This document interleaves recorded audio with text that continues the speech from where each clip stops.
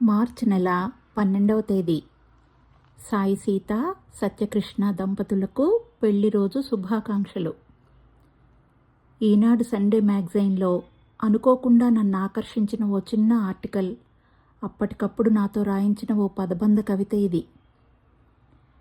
చిన్నవారే కానీ వీరికొచ్చిన ఆలోచనకి వేవేల వందనాలు అర్పించి తీరాలనిపించింది.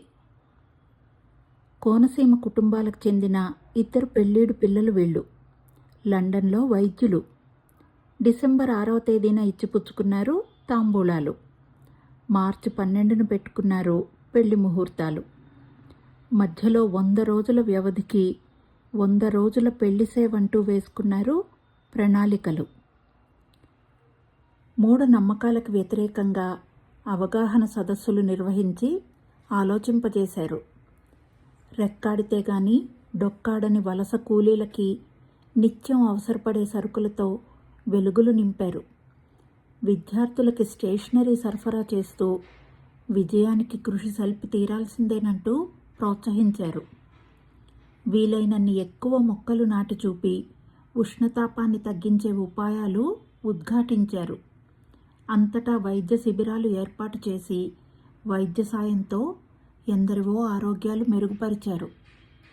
కళ్ళకు గంతలతో బైక్ రైడింగ్ చేసి వినూత్న స్థాయిలో మెలకువలందించి ట్రాఫిక్పై స్పృహ కల్పించారు. పేదలకు ఉచితంగా మందులు పంపిణీ చేసి సీమ రుణం తీర్చుకునే ప్రయత్నం చేశారు. కొత్త బట్టల కోరికే తీరదనుకున్న వాళ్ళకి నూతన వస్త్రాలు బహూకరించి భేష్ అనిపించారు.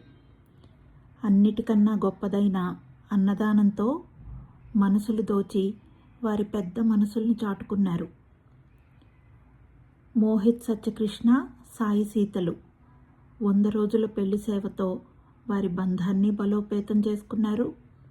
కోట్లాది మంది ఆశీస్సులు అందుకున్నారు.